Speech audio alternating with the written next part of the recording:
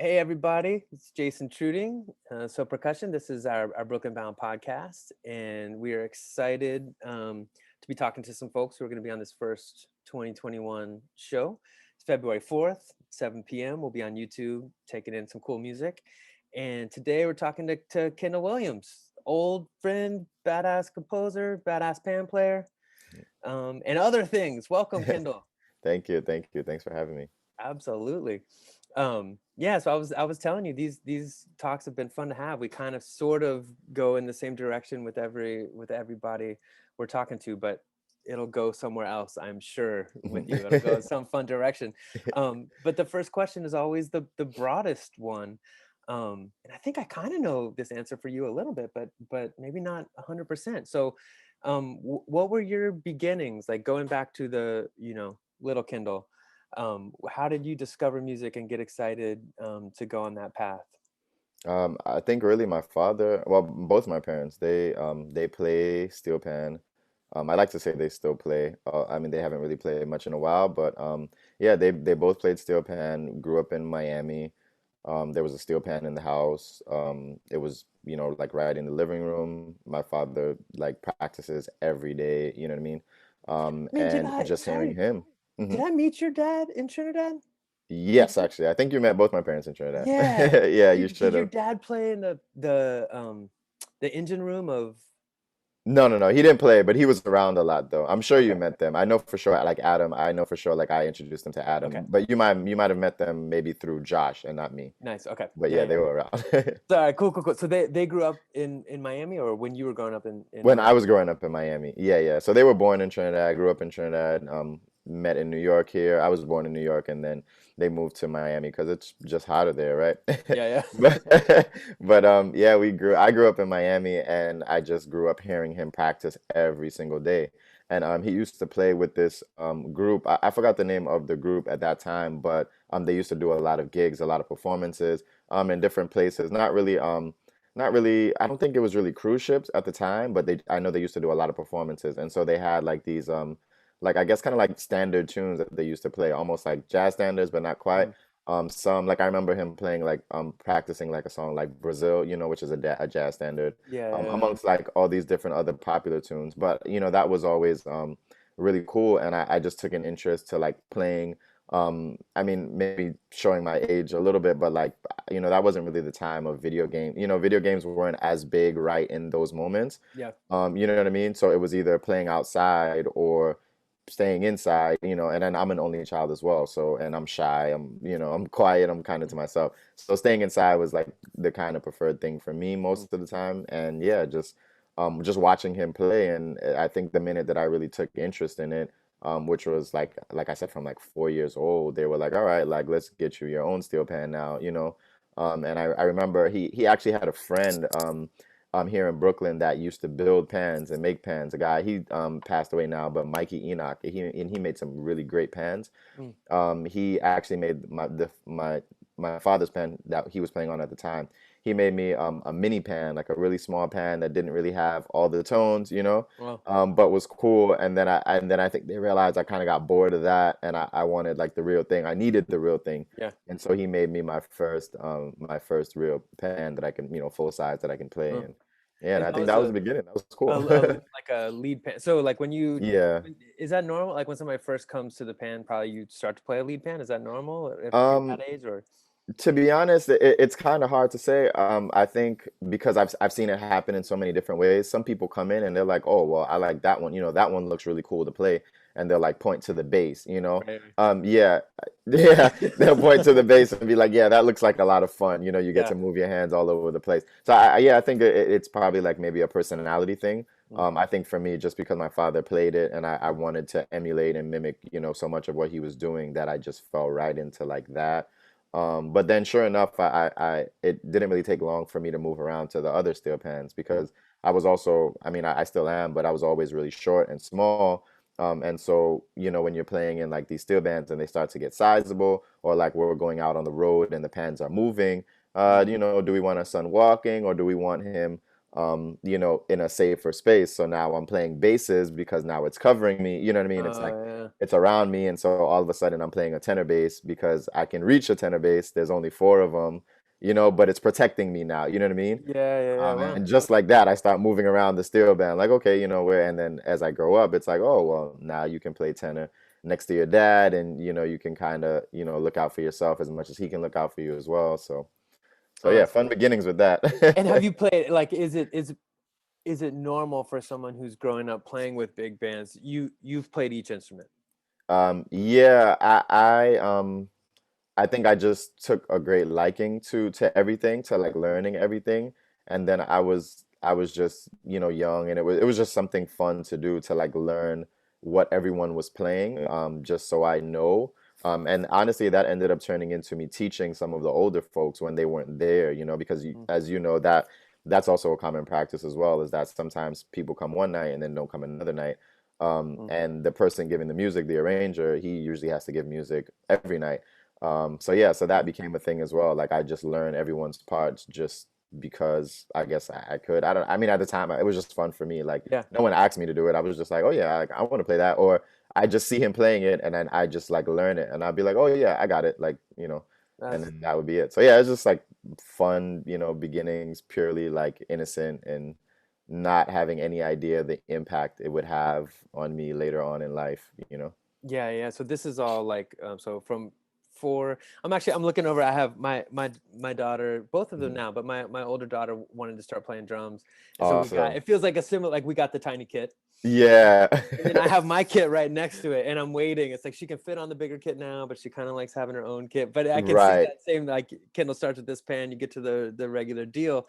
Yeah. So this is when you were four, then growing up, and then did you? What was college like for you? Like I know some of your story, and I know that we both intersected at Princeton with work here, and I know you have some connections at NYU, and you went through that composition program. Like, what was your trajectory from Miami high school to Yeah. college? Well, I think I'm gonna be saying some things here that I usually leave out. Um, Perfect. so yeah. So my parents didn't know much about music, but my dad really instilled in me scales. Like he made sure, I mean, sometimes to the point where like I probably like cried. I didn't even want to recite them. Like he Yeah, made me yeah. like recite Uh, like what are your scales? Like made sure that I knew my scales. And sometimes it would be like, like on the way to school, like, like call out your D scale, call out your C scale, call out, and those were the scale. That was about as much as he knew. I think it was just major scales. I don't even think it was minor scales. I did go through a quick period, I think just before high school, when I took a little bit of piano lessons, which I mean I think I regret more now not sticking with the piano lessons. I don't know if it was really the theory for me because I kind of liked trying to learn and sort of understand a little bit. So I think I knew like some basic things going into to high school, but not much. But I think somewhere between the maybe middle school to high school range, I was heavily pushed into not from my parents, but just from I think maybe society, teachers, and that kind of stuff, really encouraging me to not be in the arts, so not be in music, or and to sort of be in something that might be more financially sustainable for the future and that kind of stuff. So mhm. most of high school, I really spent focused on architecture, and I didn't really do much of music. I think I took like one band class in high school. Like I sort of encouraged them to allow me to bring the steel pan. And so I was able to bring the steel pan, and I forgot what it was. I think it was just like concert band. Mm. And I think I remember playing a song like Amparita Roca or something like that.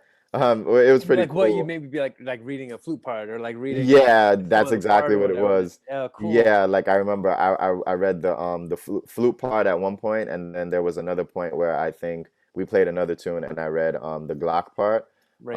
Yeah, and Nice. that was pretty cool.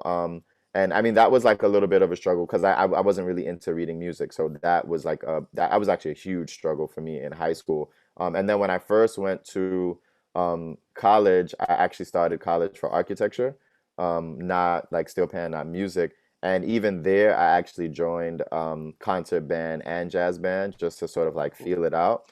Mm. And that was like pretty cool. That was a nice experience in terms of starting to learn a little bit more. Like I started to force myself to learn how to read a little bit more and sort of how to understand. But I think I was still very much like on the low end. And that was like my first year in college, like my first almost full year in college. But by the end of the first year, I had already made the decision that it was best I just go over to music. And so I just transferred colleges, and that's when I transferred to Florida Memorial. And that's like I think when everything sort of really came together for me as a musician, as an arranger, as a not even knowing I was a composer yet, and Mm, not even knowing really what a composer was. You know what I mean? Like I didn't even think about that word as like a thing for me to do or even fully understand. Like I just I don't even know. Like I just used to think music was just created. Like I knew people yeah. created them, but I didn't like think of them as having an official title. Like it didn't. My head wasn't even nowhere near that space. Mm, It was like this really weird thing. yeah. Like, maybe does that come from?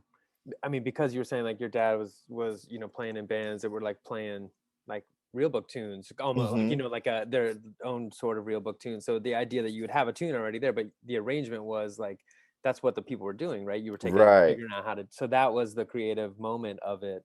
'Cause Yeah. I was struck when we went down to Trinidad too, how it's awesome. Like the language around arranger Hmm. carries this a similar weight that composer carries in classical music, right? Right. That's like Yeah. the creative impetus in a Hmm. lot of ways is the arranger. And Um, that's really what it's been growing up. So mm, like I've always seen arrangers as like, like this kind of high, like the stature, you know what I mean? yeah. And so now, even now, for me to even be in that position as a ranger, whether it's in Trinidad or Brooklyn, wherever, it's Mm, like, oh, I'm kind of, there. I mean, I don't see myself there, but I guess I understand that other people might see me there because they're waiting on me to give the music, or yeah. Because you're doing it. yeah, yeah, Like, yeah. So yeah. it's pretty cool, I guess, when I guess if I sit down and think about like times like now, I sit down and think about it, as we're speaking about it, I'm like, oh yeah, okay, I guess it is pretty cool. Yeah. But yeah, like I never really understand that composer. So when I got to this point in college now, I'm like, I went from playing steel pan a little bit to now playing pan every single day in school, like 5 days a week. Mm, I think we rehearsed at that time maybe 4 days a week. I think we rehearsed like Monday through Thursday, and we usually had off Fridays, but I'd either go Friday and rehearse anyway because I was on campus, mm, or when I would go back home, I would just like we would also have rehearsals as well, like on the weekends, Friday and Saturday. So I was basically rehearsing like 6 days a sweet. week, Yeah. and maybe Sundays off, no official rehearsal, but for sure I'm practicing at home because Yeah. that's what I was just heavily into. And I think that like the minute I got in, it was just like this overload of theory and reading music, and then I was introduced to classical music now in a slightly larger way. I wasn't as familiar before. Like I liked listening to classical music, but I didn't really understand what I was listening to. I didn't have like I mean, I always took a liking to Beethoven, but outside of that, like I didn't really know anyone else, or you know what I mean. Like I've never even heard of Stravinsky. I remember having to play I think it was what Wagner, Walk of the Valkyries. Right. Yeah. Is Yeah. that Wagner? Yeah. Yeah.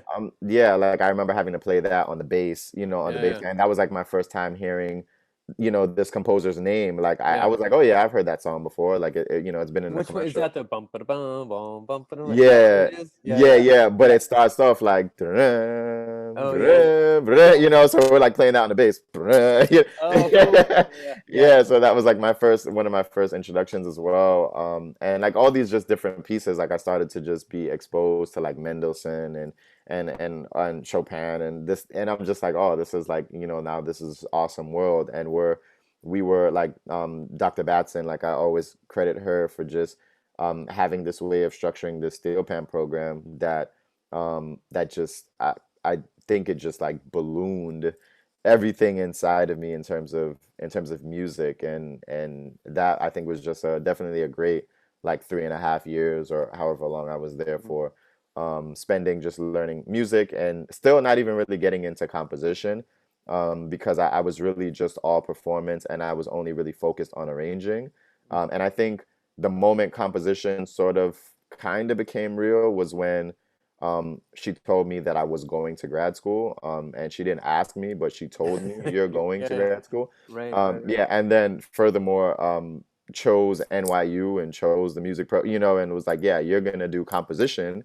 like she just chose Wow. the whole path for me. Yeah. Yeah. And I was just like, well, what's composition? And she was like, Yeah. well, listen, if you want to be an arranger, you need to know how to compose. You know what I mean? Uh, And composing and arranging go hand in hand. And she like had that talk, and I was just like, oh, well, all right, maybe you're right. You know what I mean? that's Like, cool.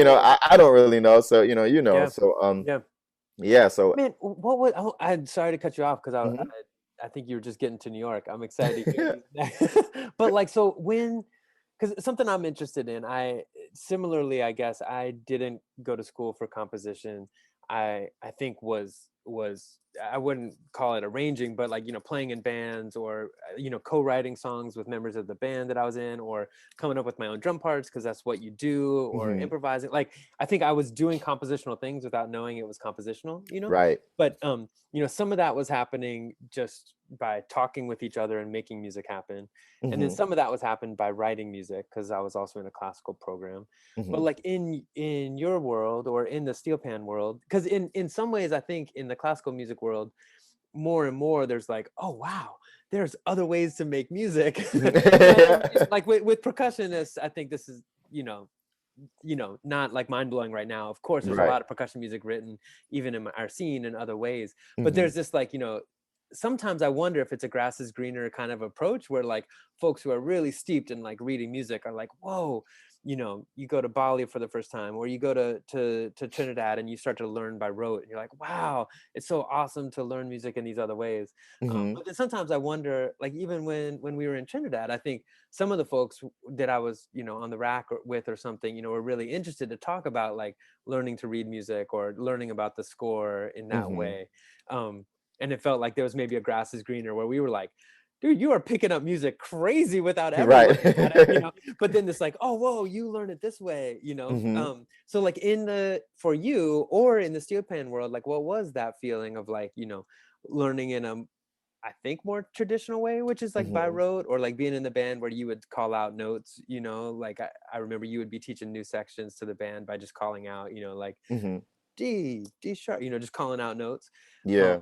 what was your experience like when you started to learn maybe with Dr. Batson about reading music? Was there a feeling of like this is just a cool other way to do it, or was there some kind of hierarchy like this is a better way to do it, or this is Mhm. just the way classical music's done? But what was that feeling? There was a lot to it, I think, because growing up and sort of understanding like the way that the culture of like steel pan was, the larger part of the culture of steel pan was, classical music and knowing how to read music was more seen as like an educational thing, and that also kind of showed like a sense of educational hierarchy as well. So like if you Mm, knew how to read music and then you were sort of trained I'm not sure the word I'm looking for, but sort of cultured in the way of classical music, then that kind of almost immediately meant that you had higher education right. immediately from everyone else, you know? So then that kind of just played into status, like, okay, well, maybe this person didn't go to college, or maybe they didn't do enough college, you know what I mean? Or maybe they just went a completely different route. Like if they did go to college, maybe they did business, because that was like also, pretty big as well. Like I think I was still kind of in that time and in that era where like going to school for business was kind of a thing as well. Like if you didn't know what you wanted to do, you Mm, probably just went to school for like business or administration or something like that. right. You know what I mean? Right.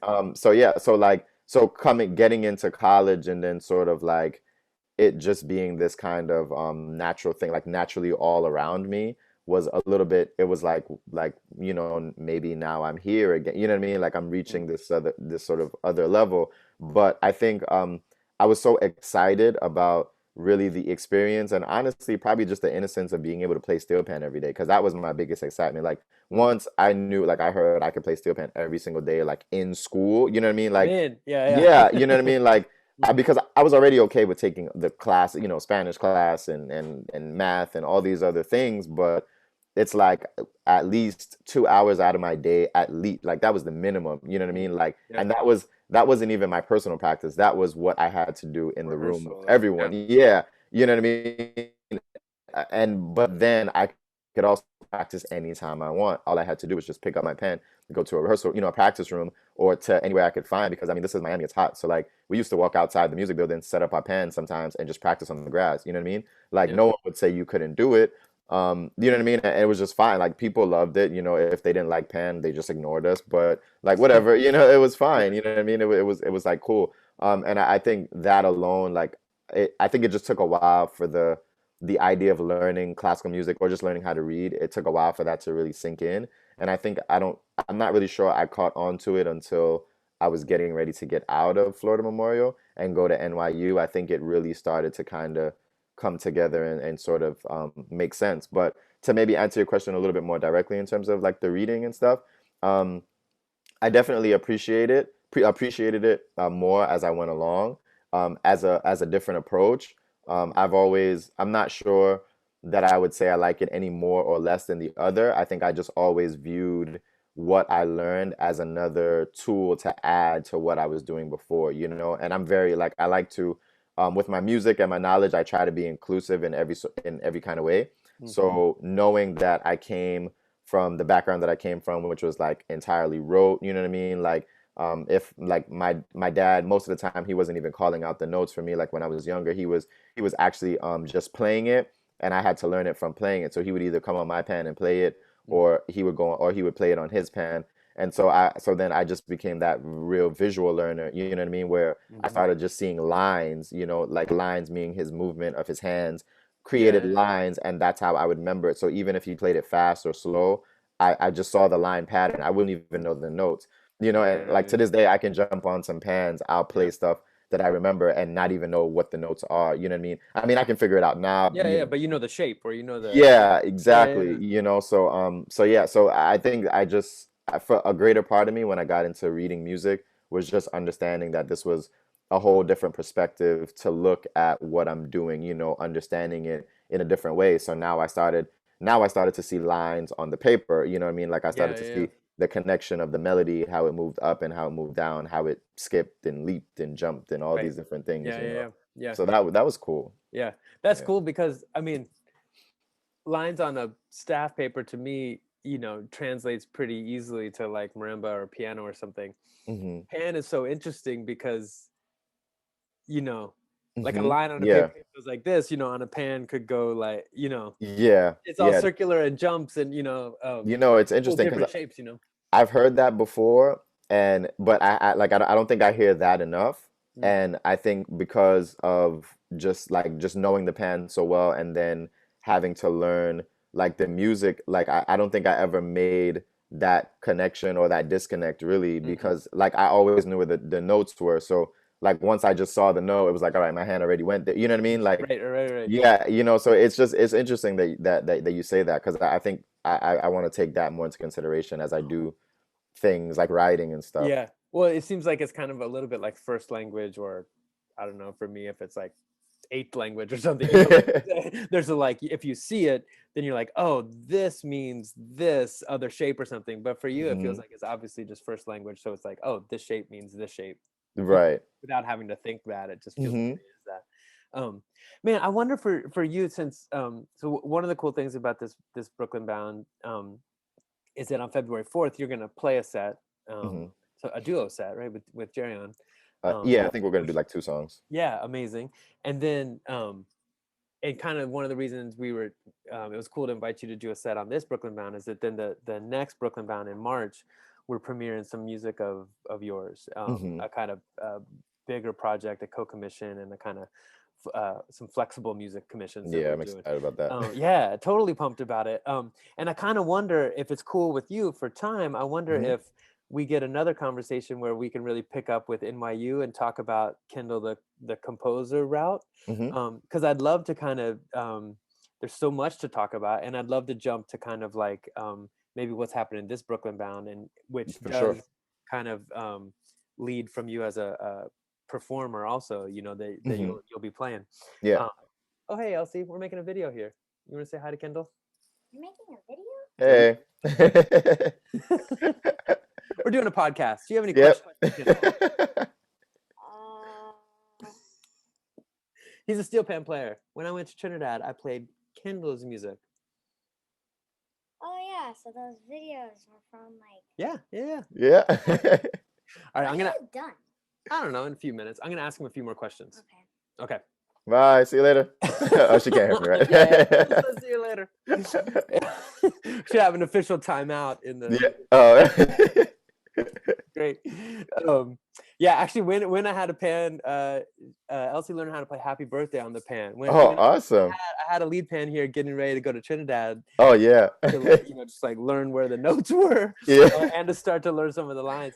But it was great. We started to just play Happy Birthday to everybody in my family because they learned how to play. It was great. Yeah, today's your birthday. Yeah, I'll play. Yeah. Okay, tomorrow's your birthday. All right, Yeah, good. we do a little, we did like duos, drum set Yeah, and awesome. That's awesome.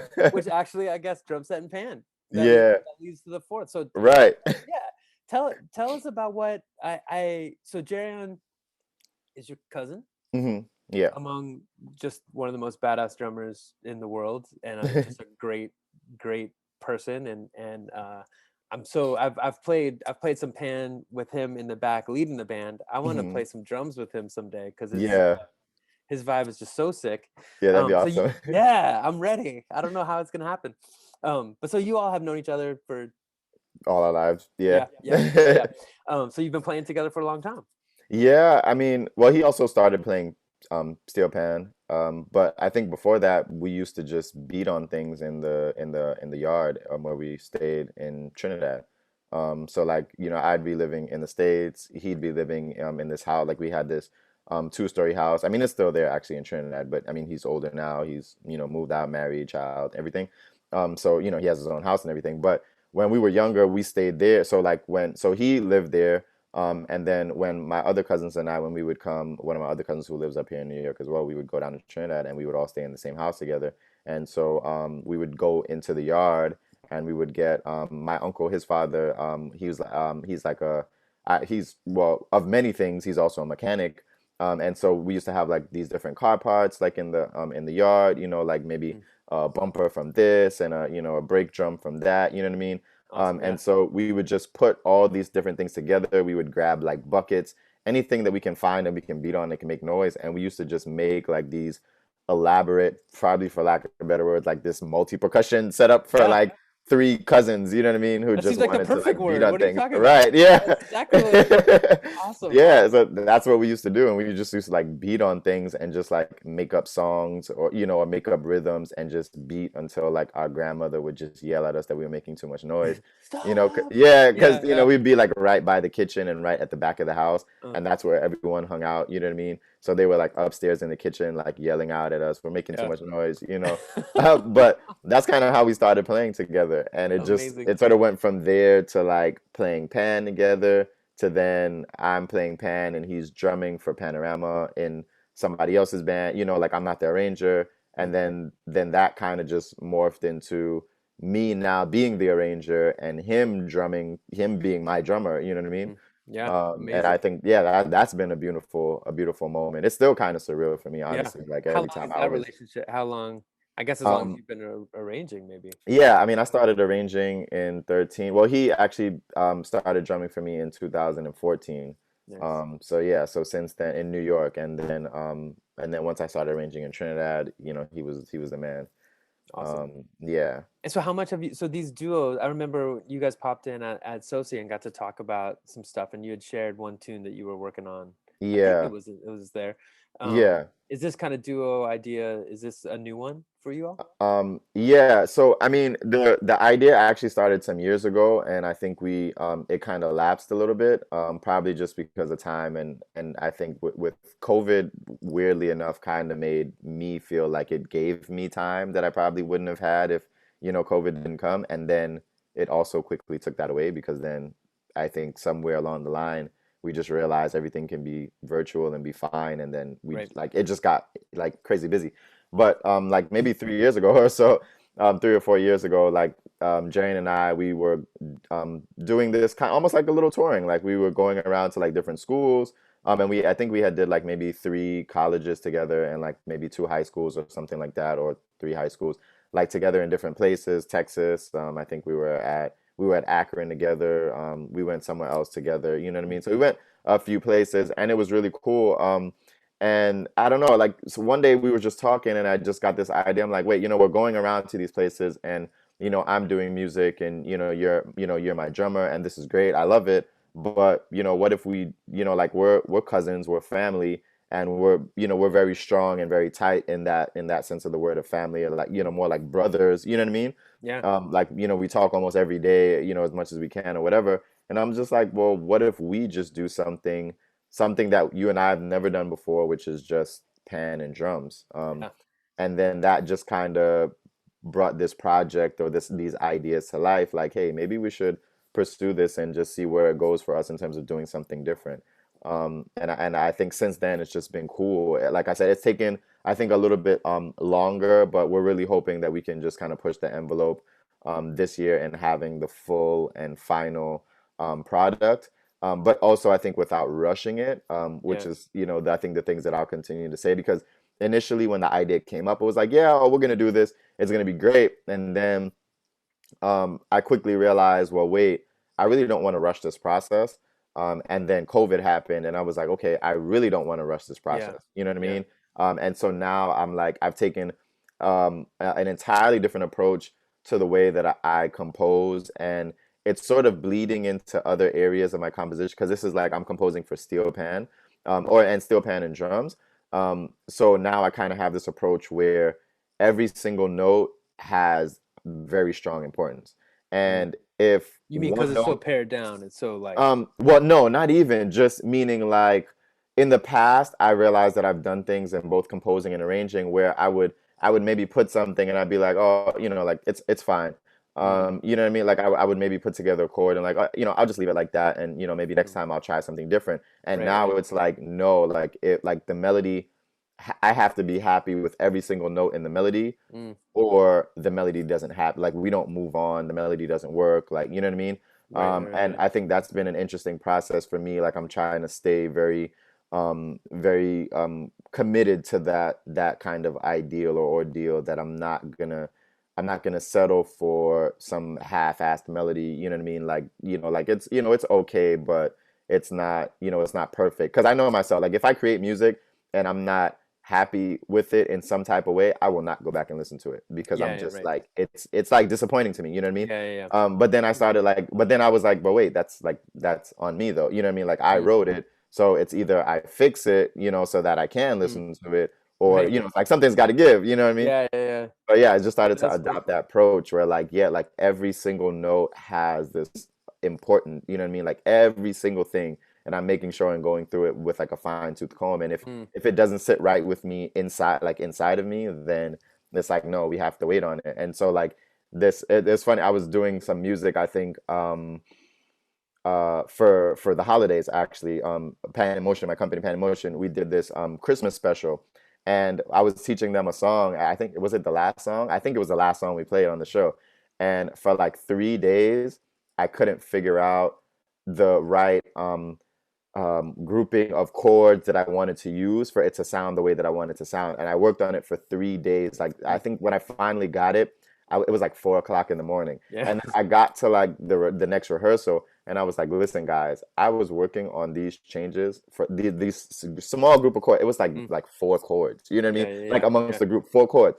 And I told them, I was like, listen, like if this didn't happen, like we weren't gonna finish that. Like we weren't even going there. I wasn't gonna do it. And I'm like, you guys have no idea. Like I tried so many different ways, and when I Mm. finally got it, like I just got something that I was happy with. You know what I mean? Mm. And I mean they cared, but then it was just kind of like, well, it's just 4 chords, Kendall. You know what I Yeah. mean? Yeah. But for me, Yeah. I was just like, no, like it had to Uh, be like perfect, and perfect not in the sense of theory, just perfect in feeling as good as it needed to feel. I think for me and for the music, and that I mm. think that's a great feeling, and that's always important. Mm. And just something that I think I'm embracing and learning more now and implementing into everything that I do, from arranging to composing. Mm. So That's awesome. And so the full project is it's a whole CD or a whole record, and this show you're gonna play two of the tunes. yeah, that I think that's the idea. Honestly, I mean, I've been sort of keeping it as hush as possible, Mm.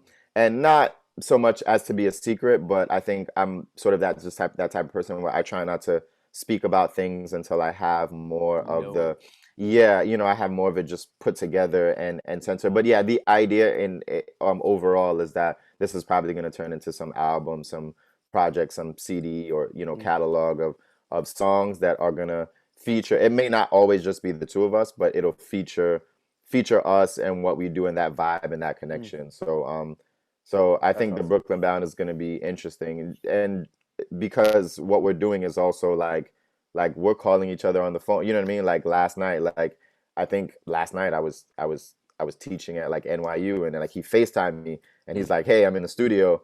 You know what I mean? And he's yeah, like yeah, how does this sound or whatever? And then I'm like, "Oh my God," you know what I mean? So now I'm like, I gotta. Josh probably doesn't know this. I gotta mute. I gotta oh take off yeah, my yeah, camera for a second because he FaceTimed me. So now I'm looking at him and I'm like I'm teaching right now. You know what I mean? Like yeah, I think I have to go back any second to answer some questions. You yeah, know, and he's like, "Oh, I'm sorry." And then like in the middle of like hearing the music, I'm hearing the baby, and I'm like, "Wait, is Cairo with you?" He's like, yeah, "Yeah, I brought them to the studio." I'm like, "Okay, this is great." So he's like, yeah, "Wait, what did you want again?" And I'm like, yeah, like yeah, we're, yeah. You're singing it. and yeah, and that's like the dynamic, but we laugh about it and we have fun, but it's like this is like really weird. Like it's weird because in when we're together, it is much easier to create something Mm, because now we're sure. feeding off of that vibe. We're probably drinking some rum, you know what I mean? Yeah, yeah, Talking a little bit of shit, yeah. and then all of a sudden it's like Then it yeah, rolls.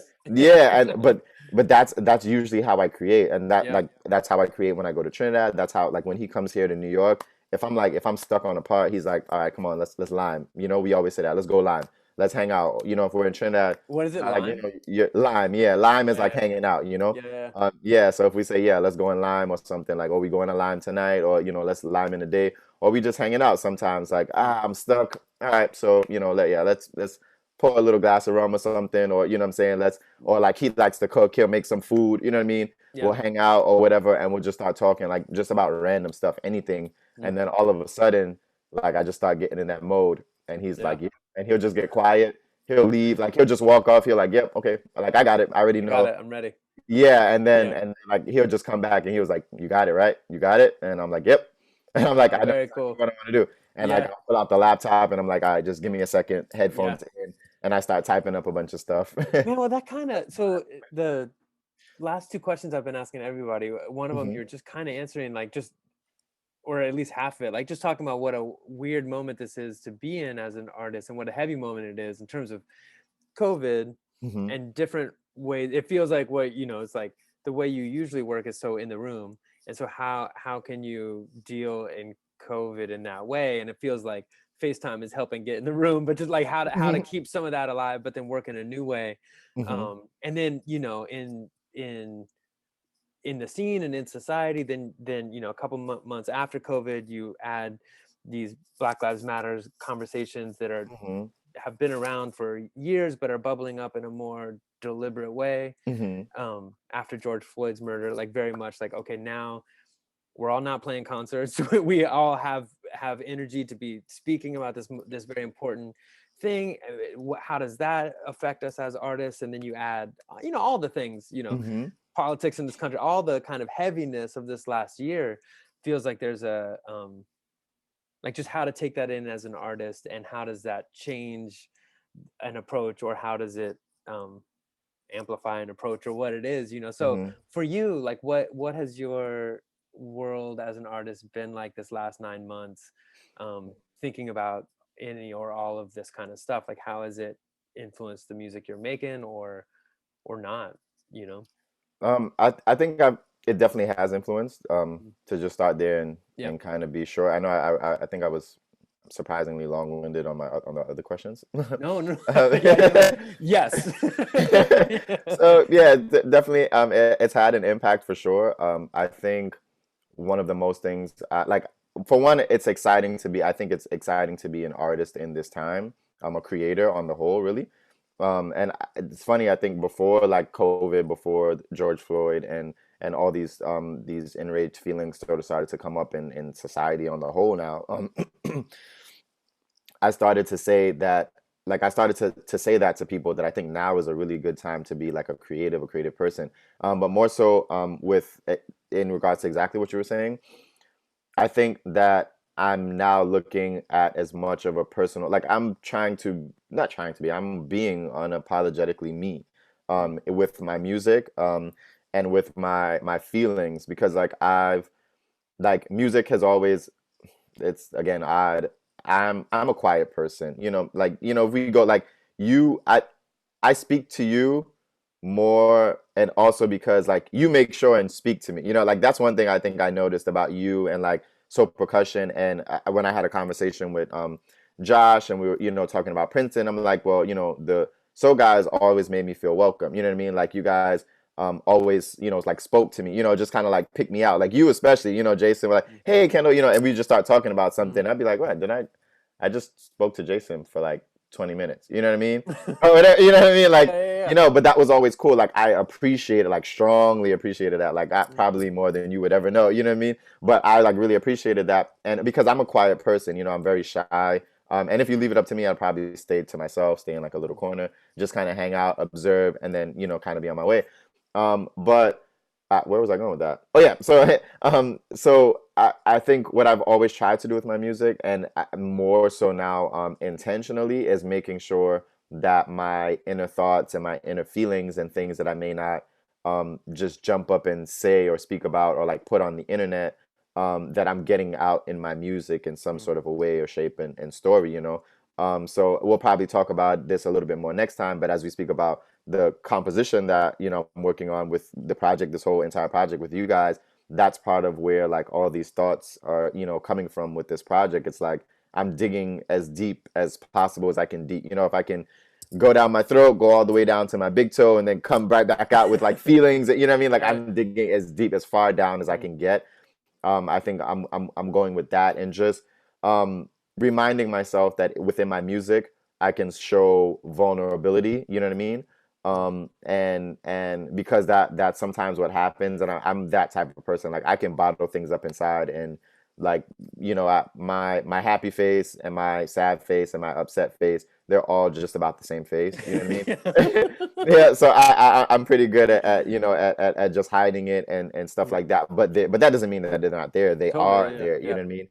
Even because like January 6th to me was like this crazy like day. That was Capitol Hill, and I would yeah. never forget like that date. January 6th. I like everything just started happening, and oddly enough, it was, I think, more emotional for me than I think I had expected in a lot of ways.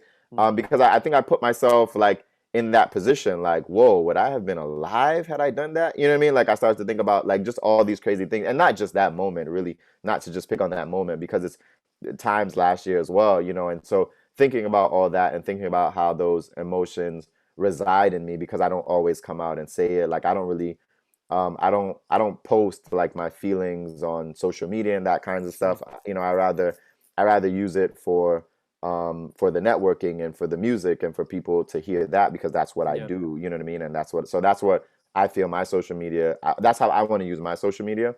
But because I don't come out and say those feelings possibly to anyone really, I use my music to do that as much as possible. So there you That's go, another amazing, man. long-winded answer. I love it. I've noticed that. I've been appreciating these long-winded answers. I love it. Yeah, you guys get me to talk a lot more than Well, man, it's I amazing will. actually. As you were speaking about it though, like everything you were saying about like though I suppose my happy face and sad face may look a little bit different. I feel the same thing in terms of just the bottle. Like me and Beth were just talking about a lot of this. Like I think I'm more shy than maybe you would think, and I think some of Hmm. the bottling and some of all that stuff, and like posting, like kind of everything you said was resonating with me. And then, I mean, honestly, like this is dark, but it except the Capitol Hill thing, right? Because Hmm.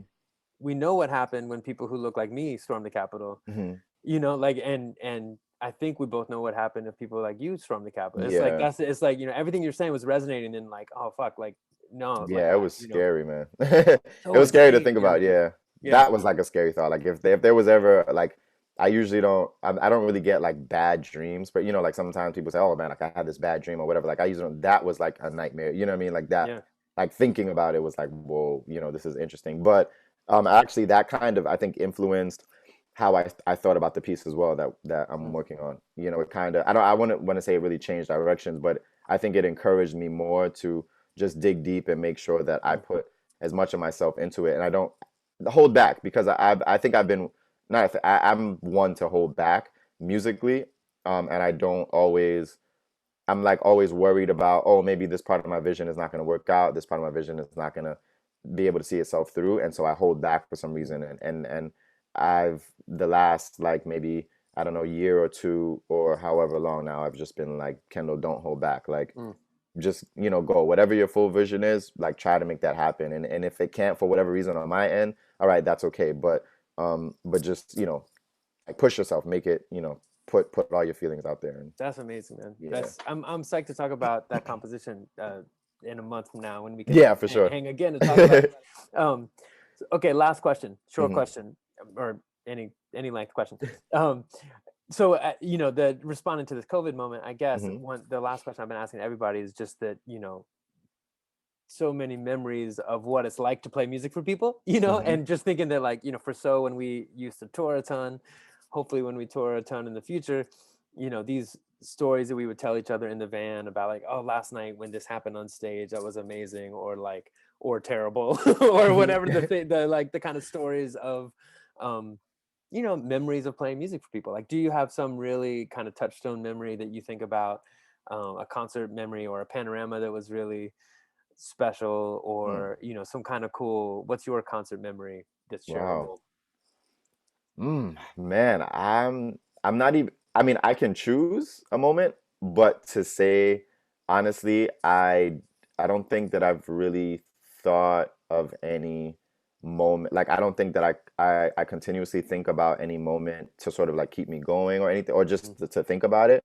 I can't really think of yeah, a moment. I mean, I think so far I would probably have to say that one of the last really great memories would be last year when you guys were there in Trinidad. And that moment of just being on stage. I mean, well, as you know, we don't play, the arrangers, Mm. the three of us. So we didn't play and we just sort of, kind of hung out in the band in the back or in between or whatever. Mm. And that was probably it. I think I always appreciate moments like that because as an arranger, like when I grew up and I wanted to be an arranger, one of the things that I weirdly wanted is that I could arrange the music and everyone would enjoy it, but no one would know who did it. You know what I mean? Like I just wanted Mm. to kind of remain anonymous. And so being able to stand on stage and like the audience can't see us, the players are just jumping up and having fun. I mean, yeah, it's a competition, so that some of them are probably doing it because they have to look like they're doing it, but whatever. Like they're just jumping up and they're having fun. And my moment is looking around and being like, whoa, like all these people are enjoying our music right now. You know what I mean? Yeah. Like I told Josh, like seeing you guys play, like I don't know if Josh ever sent it to you. But there was a time we were practicing on the drag before we go up on stage, and I recorded you guys and all you guys just having fun. I recorded you Yeah. guys from behind, like I just got your backs, and you can just see you guys like jumping up and having fun. And for me, I was just like this is a great moment. Like I Yeah. was so like those are like like these little tear jerking moments. You know what I mean? Like Mm. it's just this beer in my hand. You got phone Yeah. in my next hand. You guys are having fun. Like I'm in I'm in Trinidad, a hot climate, tropical. You know what I mean? Like my parents are like somewhere around the area. You know what I mean? Like that. My daughters are also there's Yeah. just like what gets better than this? You know what I Yeah. mean? Like this is like these are like perfect moments, like my friends from Soul Percussion at Mm. Princeton, like I always talk about how great of a group you guys are, like, world renowned, like you guys tour like every single week, you know what I mean? Like when I met Josh, it was like, oh Yeah. yeah, well I'm here today, but oh, we leave tomorrow, but yeah, I come back like the day before I have to teach,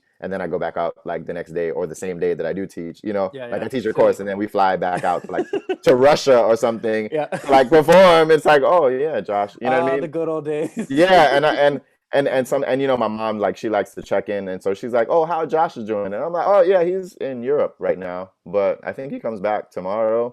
Yeah, and then he's going to like California to play with like the LA Phil or or whatever. You know what I'm saying? Like, yeah, he's in Carnegie Hall tonight. Like these things just became regular or whatever. Mm. So just to see you guys now like be in Trinidad, and it's like the Trinidad groups don't even know like who they have performing with them. You know what I mean? And then for you guys, it's kind of like, well, we're glad to be here. You know what I mean? Yeah. Like Oh my we're God. we're Yeah. honored to be, to be able to play with you guys. You know what I mean? And that, Definitely. Yeah. yeah. So I love those kind of moments. Though, That's cool. I'm yeah, glad you mentioned the drag, actually, man, because in that whole experience, to me, like being on stage was amazing, but the drag leading up to it, where it was like a bunch of people close to the band, yeah. and That's the like, best part, man. yeah, in a kind of weird configuration, because you're, like, and just the energy. I don't know. Hmm. That was like so specific for me, and so Yeah, the drag is the best part, yeah, honestly. A yeah, lot of people would tell you that the yeah. drag is really where the energy is. And Well, actually, a that's lot of where I people saw all say, the other bands because I couldn't get yeah, into the stadium, so that was a lot of people say if yeah. you don't win on the drag, you can't win on the stage, you Oh, know? that's cool. Yeah, yeah, yeah, Yeah, so a yeah. lot of people are very critical of how bands sound on the drag. Like that's when they really listen to the band. Like after the band plays, they're like, yeah, that band's not winning tonight, you know? Oh, you could tell. Yeah, yeah, yeah, yeah. You Uh, just know you like hear the music and you're like, nah, like they sound good, but no, they'll hold a fourth or a third or a fifth or something. that's funny, man. Yeah, Well, there's so much to talk about, Kendall. This is so fun. for I'm sure. glad we get two because we're gonna Yeah. do, Kendall, the composer of flexible percussion music. No, whatever. For sure. We'll do that one in a bit. But I'm so psyched. I mean, Jerry's like one of my new favorite drummers, man. And we got to Yeah. meet a couple years ago before we were in Trinidad. But then, I mean, playing in front of him in Trinidad was just something else. So Yeah. can't wait to see what you guys are doing. It's February 4th, 7 Yep. p.m. You'll be in the YouTube chat, I imagine. We all kind of just gather on YouTube and have Yep. fun with the show. So anybody who wants to check it out, join us on YouTube and say hey. Hmm. For But sure. Kendall, be good this afternoon. I'll talk to you next. Well, I'll see you February 4th. Yeah, I'll see you. Yeah, All online. right, take care. Cool, man. Take it easy. Have a good day. Thanks. You too. Bye-bye.